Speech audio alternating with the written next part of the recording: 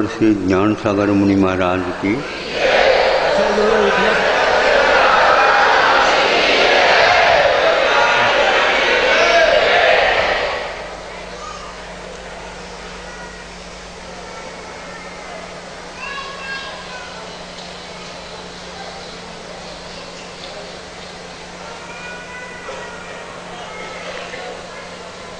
तीन साधनाएं चलती हैं। एक वर्षा योग में साधना, एक शीतकाल संबंधी साधना और एक बोलो ग्रीष्मकाल।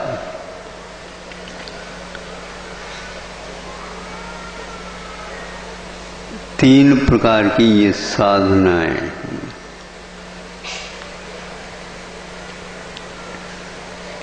वीतराग धर्म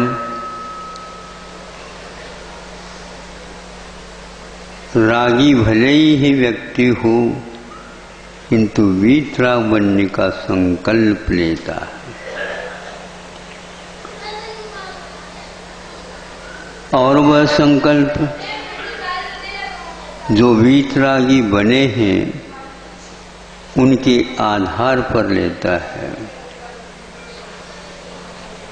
जब उन्होंने इस प्रकार की साधना की और सफलता प्राप्त की, तो हम भी प्रारंभ कर ले साधना। और आज की प्रारंभ की हुई वह साधना एक दिन अवश्य फलीभूत होगी। मोक्ष मार्ग में जो अनुष्ठान होते हैं, मुखमाटी की पंक्ति याद आती है भाव के साथ। जब मोक्ष मार्ग के एक छोर पर पद रखता है, तो मोक्ष मार्ग के अंतिम छोर तक उसकी हलचली मच जाती है। रस्सी को एक तरफ खींचते हैं एक छोर के माध्यम से, तो उस तरफ की रस्सी भी हिल जाती है। हम भले ही कमजोर हैं, किंतु बलजोर को याद तो कर सकते हैं। इसमें भी कोई कठिनाई है। और बलजोर हो करके कमजोर का यदि अनुभव हमेशा हमेशा करता रहे, ये बात समझ में नहीं आती। आती है आप लोगों को? कुछ समय के लिए तो आती है, कुछ समय के लिए चली जाती है, याद आ जाती।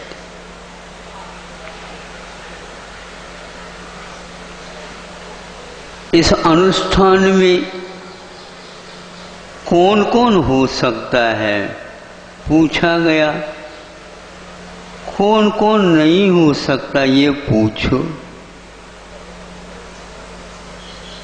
देव इस अनुष्ठान में अपना भाग नहीं ले सकते, यद्यपि वे भी कलशाभिषेक करते तो हैं। नारकी शामिल नहीं हो सकते। दो ही गति रह गई, एक मनुष्य और एक तिर्यंच। उनमें भी जो भोग विलासता में लीन है, वे भी इसका अनुष्ठान अपने मन से वचन से कैसे कर नहीं सकते। हाँ, अनुमति आदि कर सकते हैं। शरीर से पृथक आत्म धर्म है, किंतु आत्मा दिखती नहीं।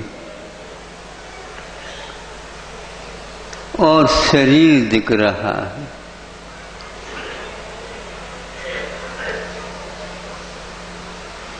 यन्मया दृश्यते रूपम तन्न जानाति सर्वतः, जानन्न दृश्यते रूपम ततः केन ब्रवीम्यः। एक छोटी सी कारिका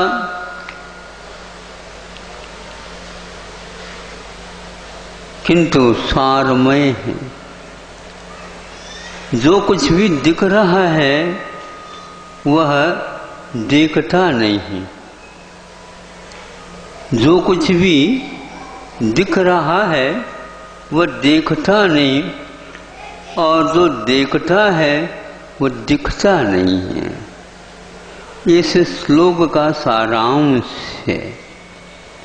आप सुन रहे हैं, गर्मी के समय में भी आप सुन रहे हैं, एक बहुत बड़ा पुरुषार्थ है आप लोगों का।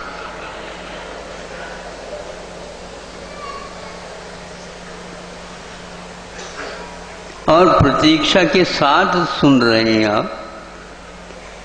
सुबह से लेकर के आ गए होंगे इरादा।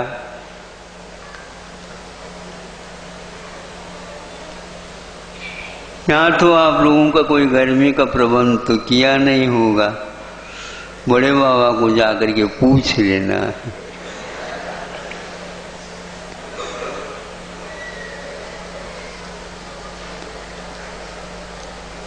जो देख रहा है वो दिखता नहीं, जो दिख रहा है वो देखता नहीं। दो पंक्तियों का एक जैसी पंक्ति लग रही होंगी आपको। और गिरी गुफाओं में बैठ करके ये पंक्ति लिखी गई है। महसूस किया है।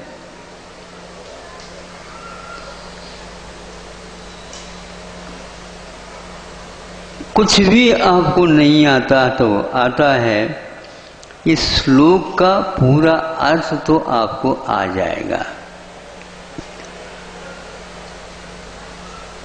जो कुछ दिख रहा है वह देखता नहीं।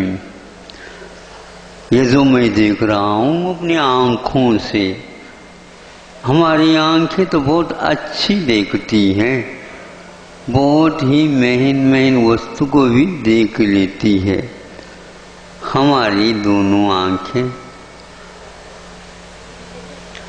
आप 5 मिनट के लिए सो जाइए और आपको निद्रा लग जाए और आंखें मान लीजिए आपकी खुली रह गई, उस समय आप देखते रहे होते हैं नाड़ हिलाते हुए। नाड़ हिलाने वाला भी चला गया, देखने वाला भी चला गया, सुनने वाला भी चला गया, पूछताछ करने वाला भी चला गया।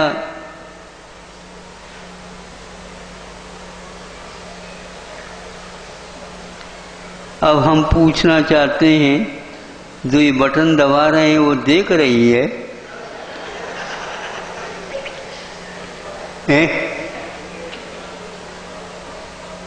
जो हंस रहा है वो देख रहा है। आप कितने ध्यान में लीन हो दोनों।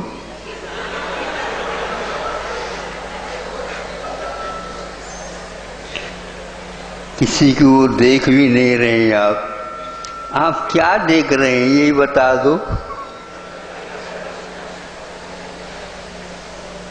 जो दिख रहा है उसको देख रहे हो, क्या जो देख रहा है उसको देख रहे हो? बताओ।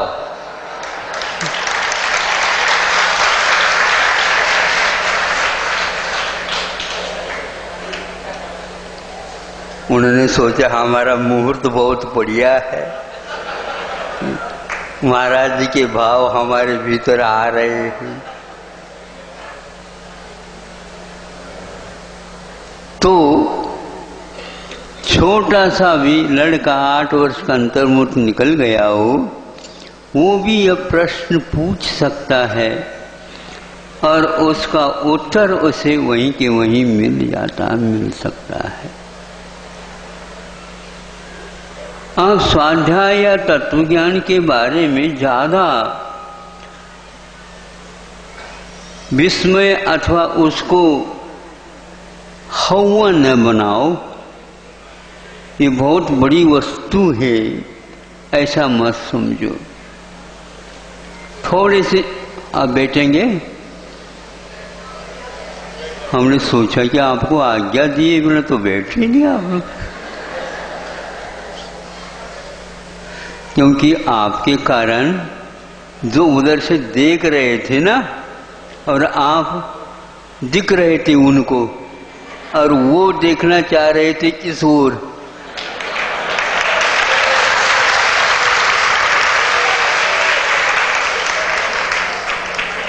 इसलिए हमने सोचा कि आप अंतराय कर्म क्यों बांधो। आपके भविष्य के बारे में भी हमने देखा, 2 पिल्लर खड़े हैं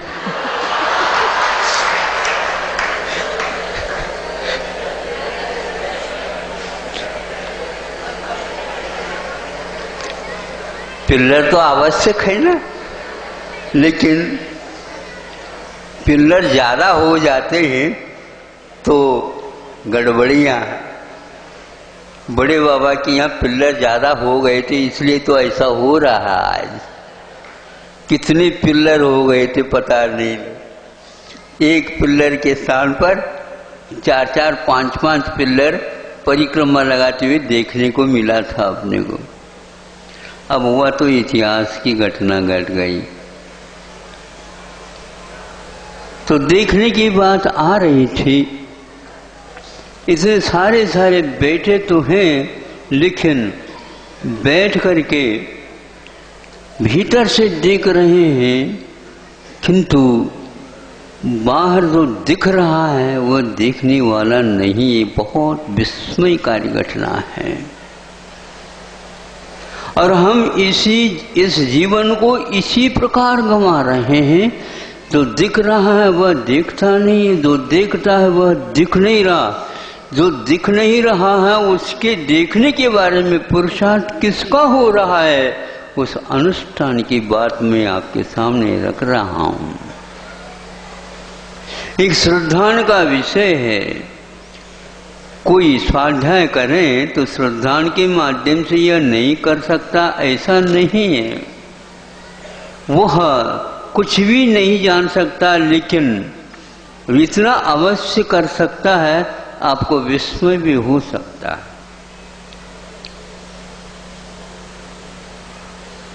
उसने एक साधु के मुख से सुना था, और वहां पर बहुत सारे भक्त भी आकर के उनकी वाणी को सुन रहे थे।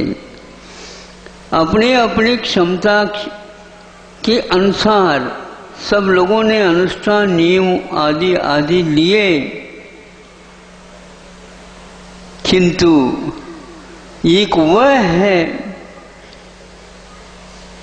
उसकी ओर कोई देखा या नहीं देखा पता नहीं, और उसने समझा कि मेरी बात को कौन सुनेगा। मैं अपने भावों की अभिव्यक्ति कर लूं तो उनको समझ में आएगा क्या नहीं आएगा।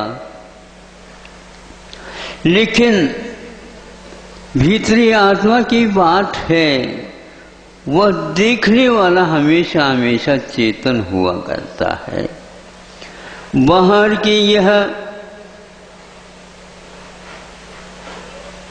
शरीर आकृति को लिए हुए हैं, ये कोई वस्तु है ही नहीं। आज आप यदि मान लो उपनयन लगाते, चश्मा जिसको बोलते हैं, ये आंखें भी दिख रही, इसलिए ये भी एक प्रकार से देखने वाली नहीं है। और चश्मा लगा दिया ऊपर, वो भी नहीं देख सकते, पॉकेट में रखते हैं आप, वो कभी नहीं देख सकते। तो कौन देख रहा है? इन सब वस्तुओं के माध्यम से बड़ा ही गहरा विषय हमारे सामने आने लग जाता है दिमाग में तरंगे उठने लग जाती हैं। उन तरंग के बाद एक तरंग और, एक तरंग और, यह अंतरंग में कार्यक्रम चलता ही चला जाता है। बाहर की ओर देखते हैं, अंतरंग की ओर देखते हैं, अंतरंग की घटना को बाहर के माध्यम से कुछ देखने का प्रयास करते हैं और वहीं तक हमारी सीमा रह जाती है। मनुष्य सुन करके, प्रवचन सुन करके चले गए अपने शक्ति के अनुसार नियम अनुष्ठान लेकर। एक टिरेंच ने सोचा कि यह बात इन लोगों ने नमोस्तु करके, इनकी वाणी सुन करके कुछ संकल्पित हुए हैं, और एक पशु ने भी, एक मृग ने भी उसको अपना अनुष्ठान का विषय बना लिया। कुछ ही दिन के उपरांत तो उसके सामने जो नियम लिया था उसकी परीक्षा की घड़ी आ जाती है।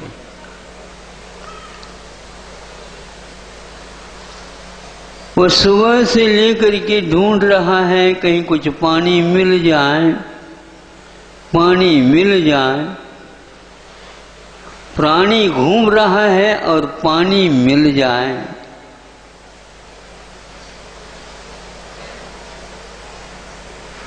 पानी को प्राण कहा गया है और प्राणी को प्राण नहीं कहा गया। प्राण को प्राण वाला प्राणी कहलाता है, और प्राण तभी टिकते हैं जब पानी मिल जाता है। ढूंढता ढूंढता गया, नहीं मिला। योग से एक बाउंड्री दिखी और आकर के झांक करके वह देखता है तो बहुत सुदूर उसमें पानी जैसा झलक रहा था। भीतर जाने का रास्ता ढूंढता है। कुंडलपुर में एक बावड़ी है, बाहर भी एक बताते हैं, भीतर भी एक है। तो उसने पहले देखा पानी है क्या नहीं, देख लो तो है, बहुत दूर है तो चलो। सुबह से मैं भटक रहा था, मिल तो गया। नीचे सीढ़ियां थी पत्थर की, और उन एक एक पार करता हुआ नीचे की ओर गया। जो ही पानी के पास गया है त्यों ही उसे कुछ भी दिखना नहीं, बंद हो गया। अब पानी प्यास तो लगी है, लेकिन प्यास लगते हुए भी प्रण भी है हमारे साथ। यदि प्रकाश का अभाव हो जाएगा, सूर्य डूबा है इसलिए तो कुछ दिख नहीं रहा है, हम नहीं पिएंगे। मन में बात आ भी सकती है, इतनी दूर से आया, रात में मान लो नहीं मिलेगा तो क्या करोगे, प्राण निकल जाएंगे। नहीं, कई बार प्राण मिले, कई बार प्राण निकल गए, कई बार पानी पी लिया और कई बार हो गया ये तो शरीर है। ये अनुष्ठान आत्मा का है और शरीर के माध्यम से किया जाता है, मन के माध्यम से किया जाता है, वचन के माध्यम से किया जाता है। अकाल पड़ा 12 वर्ष का, वर्षा नहीं हुई और अनुष्ठान करने वाले श्रावक भी और श्रवण भी इसकी चपेट में आ गए। बाद में देख लेंगे, अभी तो थोड़ी बहुत कर लो, फिर बाद में पुनः प्रायश्चित लेकर के कर लेंगे। मध्यम मार्ग खड़ा हो गया, सविकल्प मार्ग खड़ा हो गया। वैसे आत्मा तो खाती भी नहीं और पीती भी नहीं, ये भी चालू हो गया। आत्मा तो ज्ञाता और दृष्टा के अलावा और कुछ है ही नहीं, ये भी चालू हो गया। गाथा तो लिखी हुई महाराज, हाँ बिल्कुल ठीक है, सब चालू हो गया। और दूसरी बात यह है कि जब तक हाथ की रेखा देखने को मिलती है तब तक तो ले सकत है ना महाराज।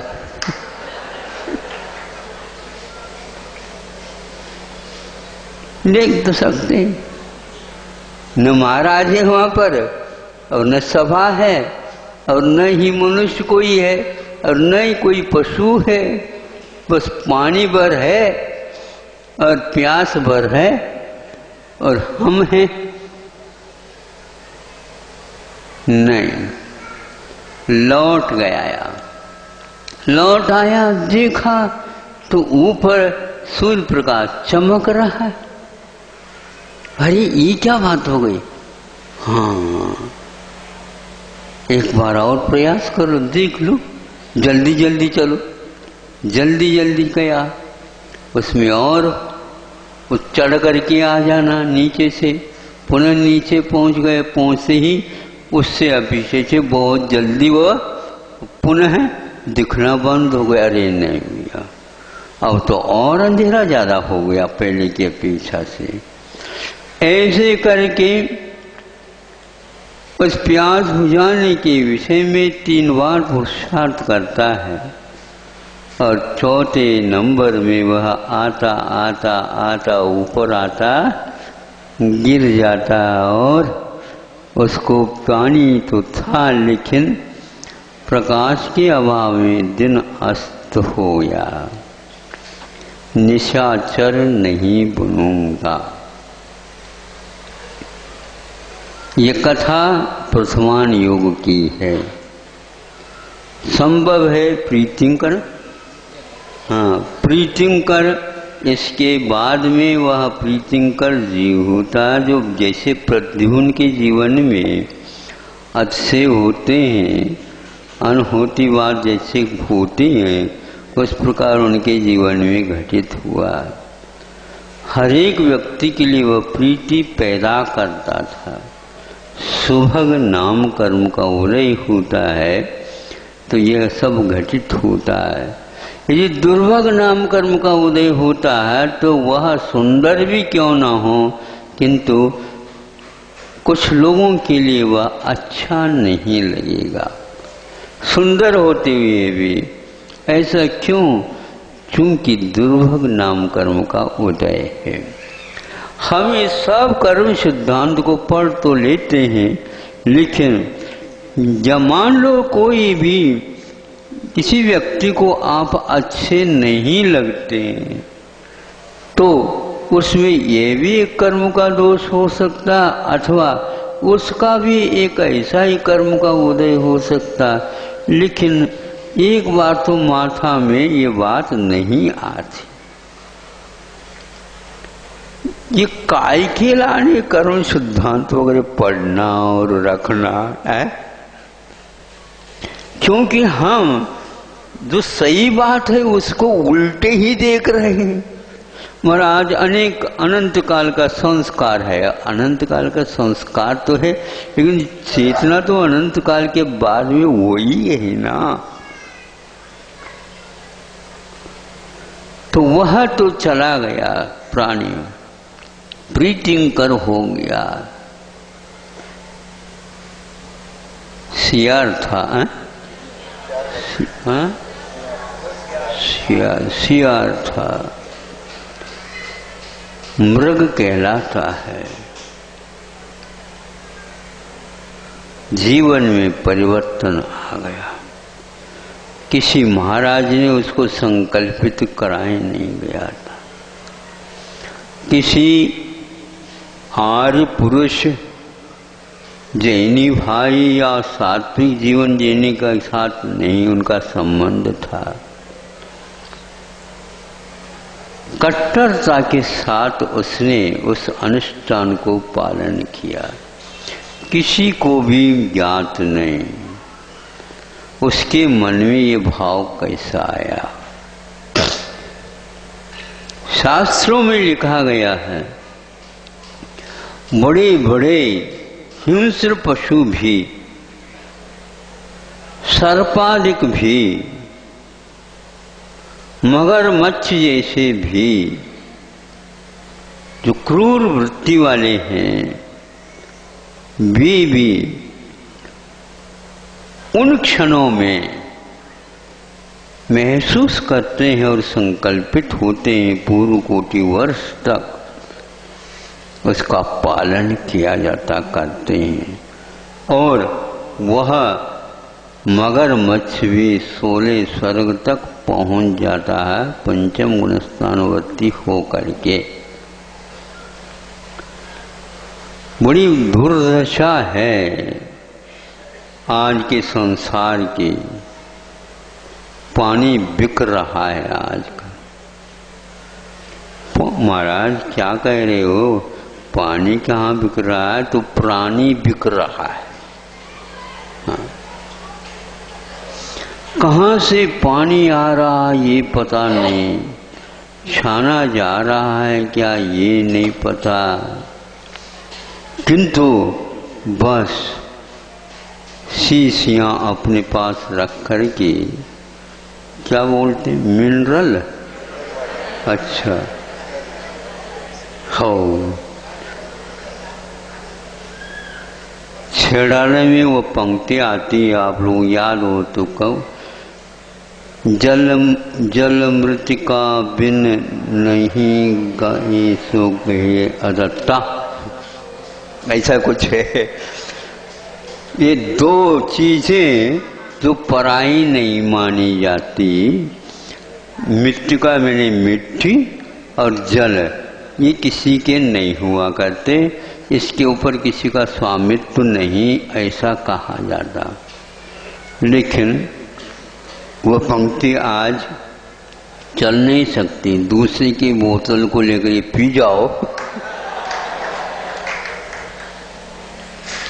नहीं पी सकते। आज तो मिट्टी ही नहीं मिलती।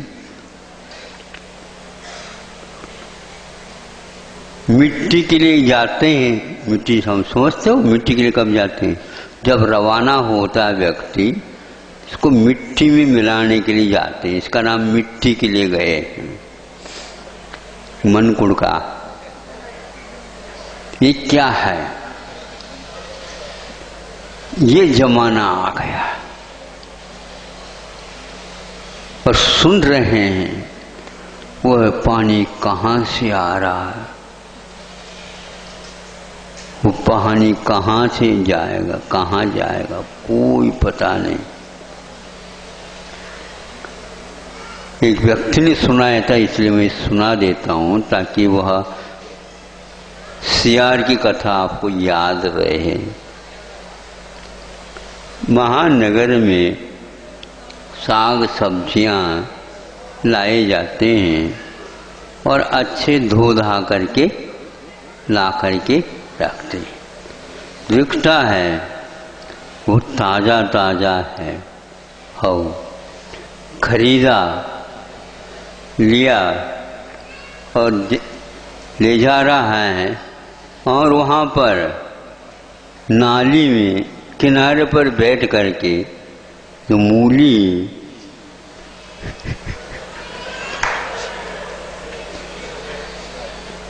तरकारियाँ, तुरई है, करेला है, लौकी है और भी कई प्रकार के, ये नाली के पानी से धो धो करके वो रख रहा है। उसको उसने देख लिया, अरे ये बात ताज़ा ताज़ा, यही ताज़ा ताज़ा, क्या खा रहे हो, क्या? उसने तो बिल्कुल खाली करके भाग गए हो। इसको ले जाए, कहाँ ले जाएंगे अब? वही दृश्य दिखेगा।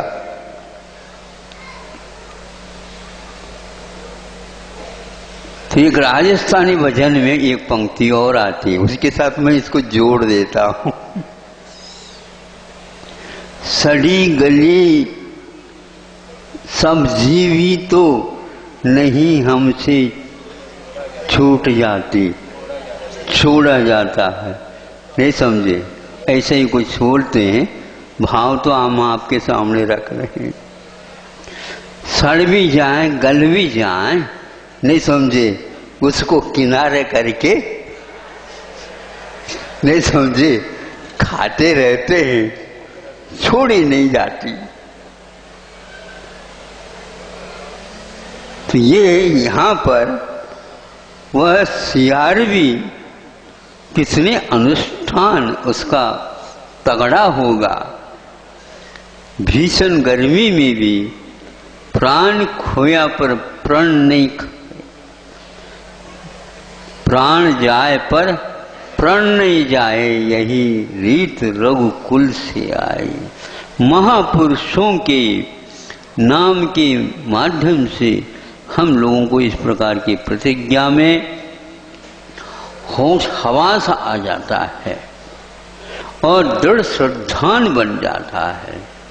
अनुष्ठान के प्रति हमारा उत्साह और जागृत होता है, क्योंकि यह मुनि महाराज के मुख से सुनी हुई बात है। सब लोगों ने लिया तो हमने भी लिया था। ये कितना महत्वपूर्ण बात है। आप लोग गर्मी में आए हो, आप लोग गर्मी में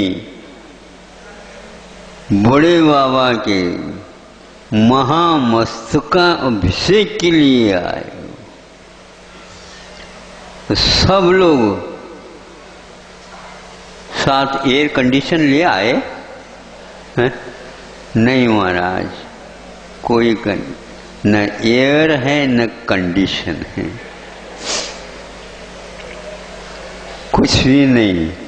हम तो पहले कुछ प्रबंध है क्या नहीं देखने के लिए आए। एक दो रविवार के बाद यहाँ पर हम आएंगे तो पहले देख करके तो चले जा। अभी तो हम महाराज बुलौआ के रूप में आए हैं, फिर बाद में चलौआ के रूप में आएंगे। क्या श्रद्धान है उस सियार का। आप लोग चाहें, मैं प्राय करके ये कथा गर्मी और ज्येष्ठ में ही हम अपने भीतर से बाहर निकालते हैं, ताकि कुछ ग्राहक सियार से भी आगे बढ़ जाएं और आगे उनका भविष्य भी खुल जाए, और ऐसा खुल जाए कि बिल्कुल साक्षात सीधा सीधा मोक्ष मार्ग खुल जाए।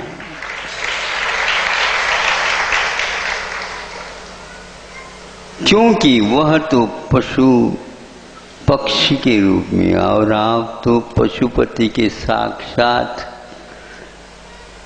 दास हो, बड़े बाबा के पास हो। नहीं समझे? और इसमें लगे हुए हो, सब लोग आमंत्रण करने के लिए लगे हुए हो। कलशों का कल होना है, वो तो ठीक है, किंतु ये चीजें क्षेत्रों पर न आए, इसको पहले ध्यान में रखो। कोई भी प्रदूषण का कारण इन पवित्र क्षेत्रों पर नहीं होना चाहिए।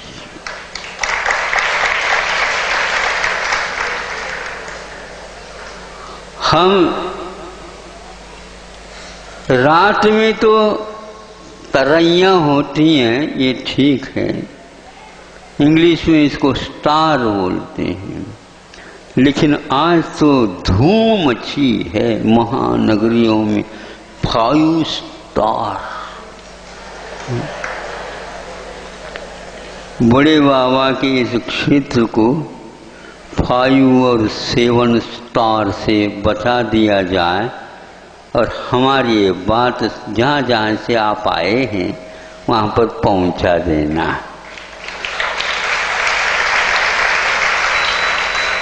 और यह संकल्प लेते हैं तो फिर कहूँ क्या, क्योंकि मेरी भी दुकान गर्मी के दिन में चल गई तो फिर समझ लो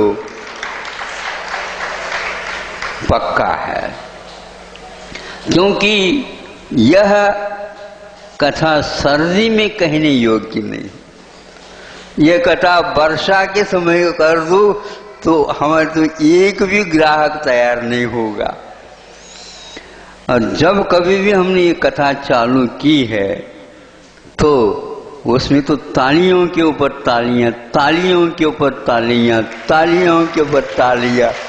अभी नहीं बचाओ, किंतु एक एक प्रण लेंगे और इसके बाद बजाने की बात नहीं है, वह अपने मुख से ही अपने आप ज्ञात होगा कि हाँ इसका बहुत ही उमंग के साथ ले रहा है।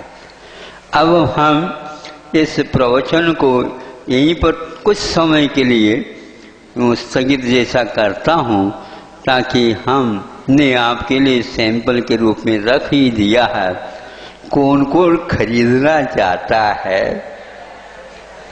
वे एक एक आए या वहीं के वहीं से लेकर के वो अपना प्रतिज्ञा ले।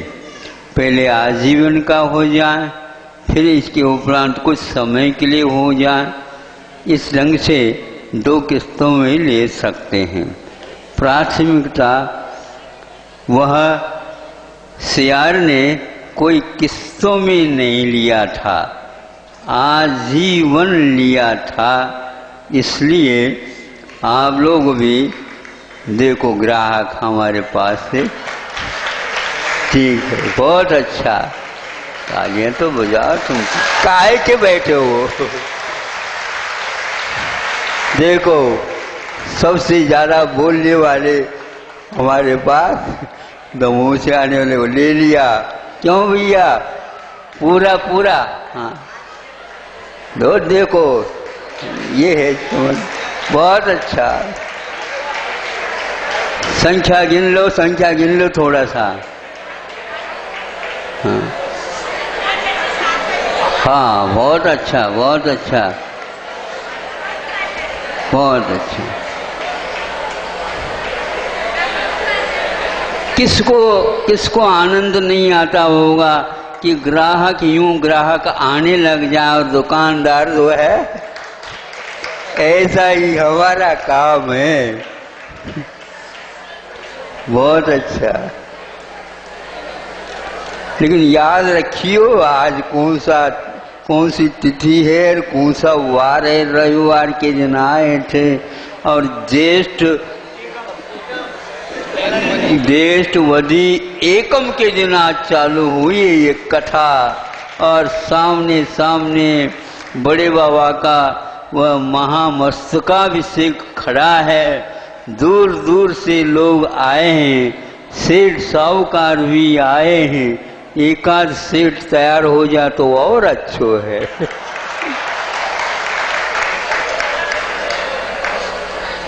वो हो गया, वो तो है नहीं। और भी तो आसपास रहते ना सेठ साहूकार के पास, और भी रहते हैं। ताकि दूर से आए हैं, यहाँ की याददाश्त यादगिर, सालगिर नहीं यादगिर, हाँ ये यार आ जाए, ये देखो ये क्या आ रहे हैं, जाने नहीं, ये सब आ रहे हैं, संख्या लिख लो इनकी। बहुत अच्छा। हम तो समझते 50 से कम नहीं है। हाँ 100, हाँ है तो ऐसा ही सौदा है।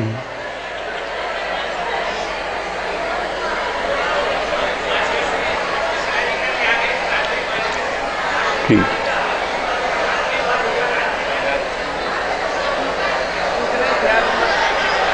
ठीक ठीक। जहाँ जहाँ से आप लोग आए हैं वहाँ पर जा कर के आपके बार महाराज जी ने बीच में रुक करके ही प्रवचन दिया था और हम प्रेरित हो करके ये व्रत ले करके आए हैं और सियार को याद करते हुए।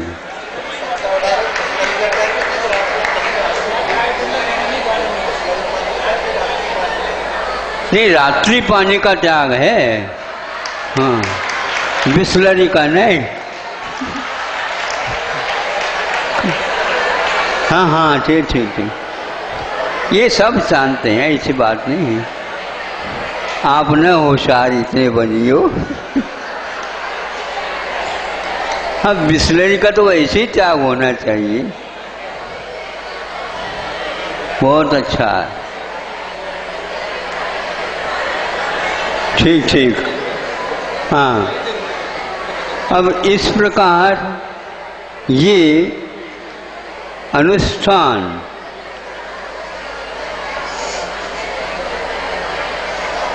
भारत में मध्यम मार्ग जो आया है, कठिनाइयों के सामने आने से ही आया। खान पीन के माने में जहाँ तक कि शाकाहार का गौण होना और मांसाहार की शुरुआत होना, ये इसी प्रकार की घटनाओं के कारण प्रारंभ हुआ। और महावीर भगवान ऋषभनाथ भगवान की शिष्य परंपरा में इसमें किसी प्रकार से शैथिल्य का अनुभव न करते हुए आज भी पानी छान करके पीना, रात्रि चारों प्रकार के भोजनों का त्याग करना अथवा उसकी मुकुच मात्राओं के साथ करना, यह प्रचलन आज भी अखंड रूप से चल रहा है। किंतु आज शाकाहार की वस्तुओं के बारे में आप विश्वास नहीं कर सकते।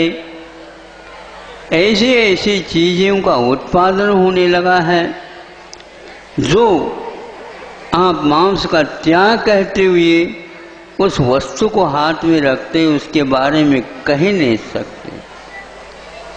उसके बारे में क्या क्या डला, कैसा बना, किसने बनाया, कब बना, इसका कोई भी आपको ज्ञात नहीं कि क्या वस्तु है।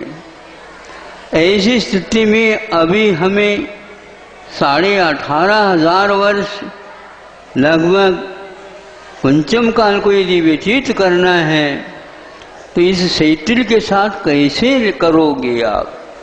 दृढ़ता के साथ शाकाहार का आप लोगों को हमेशा हमेशा आलम्बन लेना चाहिए। और उन चीज़ों के लिए आवश्यकता है तो हम बाजार के ऊपर विश्वास क्यों करें?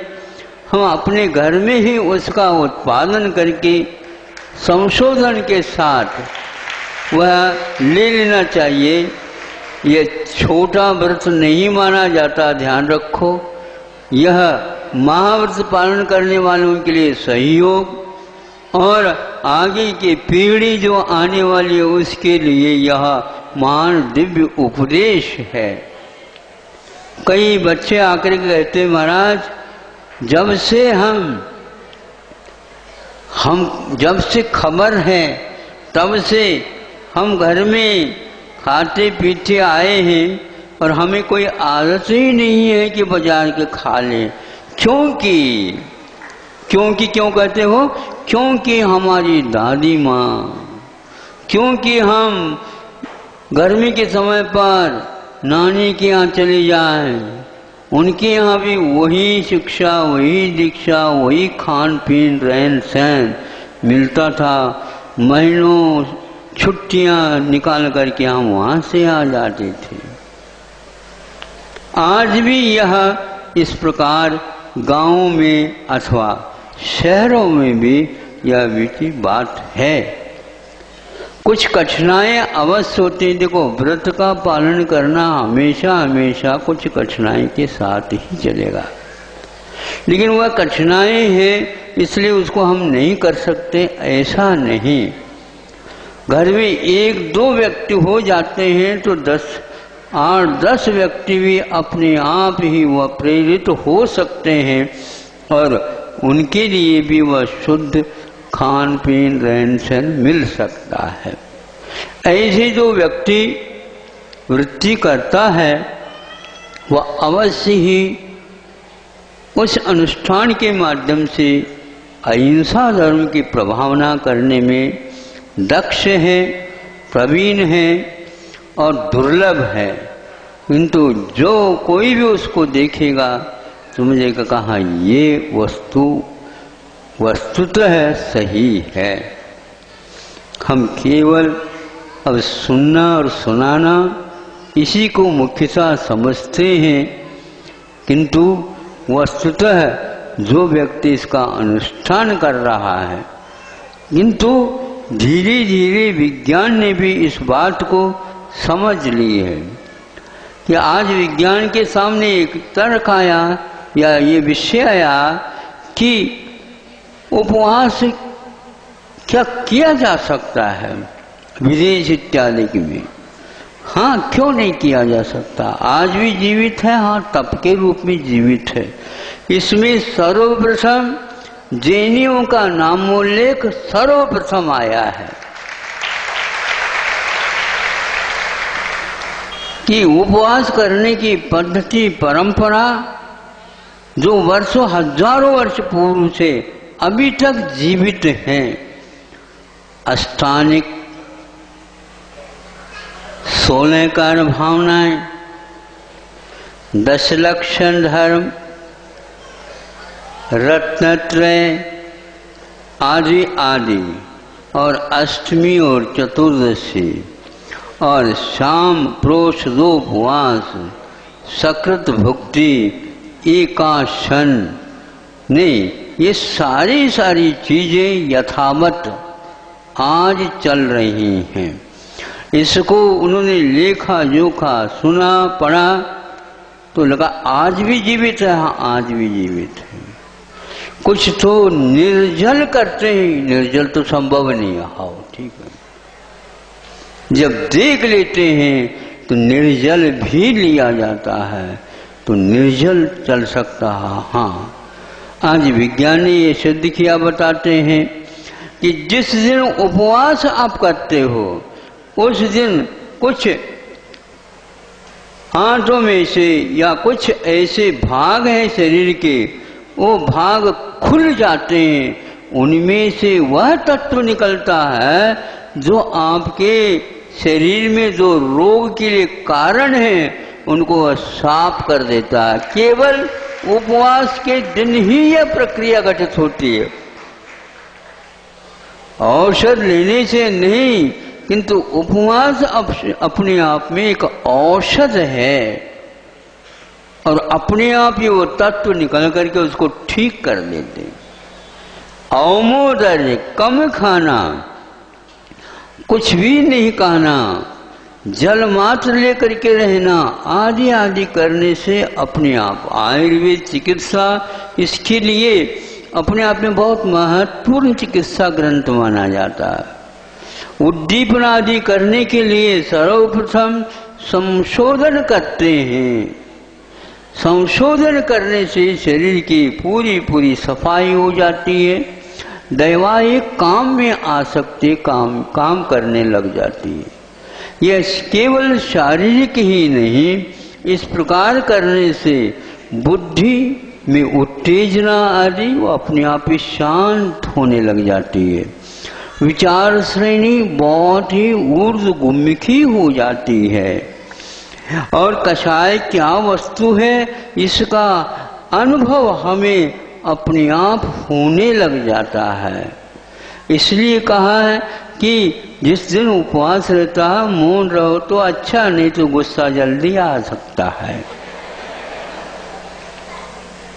हाँ, तो फिर लोग कहने लग जाए देखो तुम तो उपवास तो करते हो और गुस्सा इतना करते हैं, हमें ही ठीक है।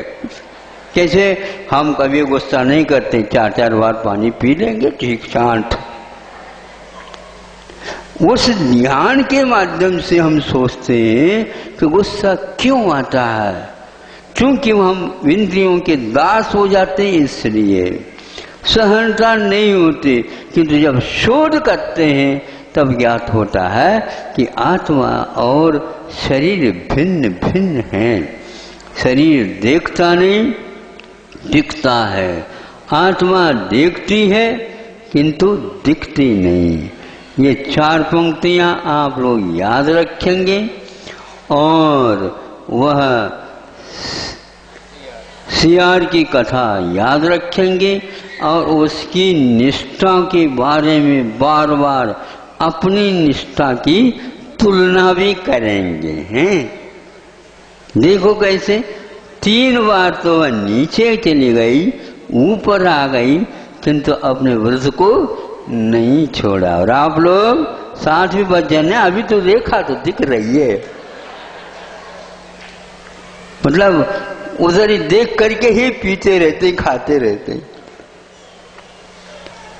दृढ़ता की कमी है, अथवा यूं कहो शरीर के अधीन होकर के चलते हैं। इसलिए मन वचन काय के अधीन होकर के चलेंगे, कभी भी आप बड़े बाबा के पास नहीं जा सकोगे। यदि पास जाना चाहो तो आप अच्छे ढंग से व्रतानुष्ठान रखिए और वह भगवान के द्वारा बताया हुआ मार्ग है इसे समझ लीजिए। तब कहीं जाकर के शरीर से पृथक आत्म तत्व का जो आपने श्रद्धान किया है उसका अनुभव भी धीरे धीरे होने लग जाए और कषाय बिल्कुल पृथक देखने को आपको उपलब्ध होने लग जाए। देखो इस कषाय के उदय के कारण हमें गुस्सा आने लग जाता है। इसलिए क्रोध का त्याग, मान का त्याग, माया का त्याग, लोभ का त्याग और सारे बाहरी त्याग भीतरी त्याग के लिए ही कारण होते हैं। ऐसा श्रद्धान करना यह सही सम्यक दर्शन माना जाता है। इसलिए प्रायोगिक जीवन को अपने जीवन काल में आप स्थान दीजिए और जो आज तक निष्ठा के साथ नहीं किया आज से निष्ठा के साथ प्रारंभ कर दीजिए और जो उत्साह के साथ जिन्होंने आज के इस अनुष्ठान व्रत को संकल्पित किया है उन व्यक्तियों को भी याद रखिए जो बिल्कुल उठो उठो जल्दी करो ऐसा नहीं कहा, किंतु बहुत शांत, क्योंकि उदाहरण वहाँ पर सियार का है। उनको समझ में आ गया हम होशियार हैं और सियार से भी बहुत आगे हमें बढ़ना है, तो बढ़ो ना, अवश्य बढ़ो। लेकिन यह विकल्प सहित जो धर्म आज आ रहे हैं नित्य नए, ये ठीक नहीं। एक हाथ में माला और एक हाथ में बिस्किट या रोटी का टुकड़ा, विकल्प हुआ नहीं। विकल्प नहीं करना, निर्विकल्प जाप देना चाहिए। इसलिए एक हाथ में माला और एक हाथ में पानी का गिलास, ऐसे भी अनुष्ठान इस भारत में चल रहे हैं और वह शिविर विदेशों तक भी फैल गए हैं। हमें देश की ज़्यादा चिंता करना है, विदेश की चिंता नहीं। यदि विदेश वाले आ जाएं तो देसी कथा के माध्यम से ही हमको उनके लिए उपदेश दे सकते हैं, क्योंकि कथा कहीं से भी सुनी जा सकती है, कहीं से भी पढ़ी जा सकती है, उसका अनुष्ठान मुख्य है। तो आप लोग अनुष्ठान को मुख्यता दे दो और किसी को भी नहीं। एक बार एक व्यक्ति ने आकर पूछा कि महाराज ये बताओ कि दिगंबर कौन होता है। अरे कौन होता है? उनको समझाया गया होगा कि भीतर से जो आत्मा है उसको जो याद करता, अनुभव करता है, वही वस्त्र से रहित दिगंबर होता है। महाराज ये कैसे? तो उन्होंने कहा होगा भीतर यदि दिगंबरत्व है तो उसका कारण क्या है? तो ये है, जैसे चावल की खिचड़ी बनाई जाती है, सर्वप्रथम धान है, धान को कूटा कूटी करते हैं तो ऊपर की छिलका पहले निकालते हैं क्या ललाई पहले निकालते हैं? ललाई छिलका। ऐसे कोई यंत्र आ गया हो ऊपर की छिलके को निकाले बिना और भीतर की ललाई निकल गई हो, ये अच्छा है? नहीं है। तो आज यही विपरीतता आ गई कि भीतर का राग चला गया और बाहर के वस्तु लदे हुए हैं। ये तो शरीर के ऊपर ये वस्त्र हैं, वस्त्र में, शरीर में, आत्मा में है। ये स्वाध्याय सही माना जाता, ये गलत है। ये उदाहरण हमने नहीं दिया, समय सार किया उदाहरण है कि जिस प्रकार अपने आत्मानुभव करना चाहते हो, भीतरी रूप को देखना चाहते हो, बाहरी रूप यह बनाओगे तो वह राग मिट सकता है, अन्यथा नहीं। इतना अवश्य है कि हम दिगंबर होने के उपरांत राग को छोड़ भी सकते हैं और नहीं भी छोड़ सकते, लेकिन राग यदि छूटेगा तो बाहरी तिलतुस मात्र भी वस्तु नहीं रह सकते। इतने भीषण कठिनाइयों के बाद भी आज यह समय सारादि ग्रंथ का तथ्य हम लोगों को सामने देखने को उपलब्ध हो रहा है।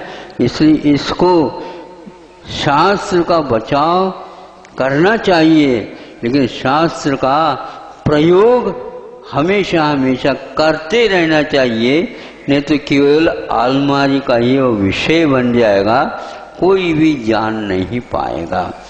जानना चाहते हो, अनुभव करना चाहते हो, इस प्रकार आप लोगों को एक देश अथवा पूर्ण देश व व्रतों का अनुष्ठान करके श्रद्धांश वेद विज्ञान के साथ आगे अपने जीवन को चलाना चाहिए।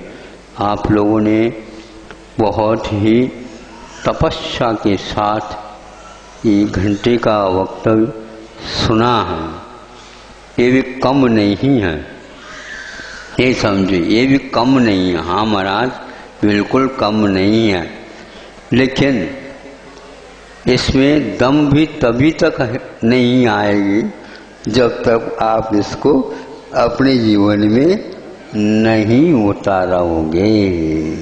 और उतारना चाहते हो तो आप स्वतंत्र हो, अवश्य ही आपकी यह स्वतंत्रता का उपयोग करेंगे और सार्थकता प्राप्त करेंगे। अहिंसा परमो धर्म की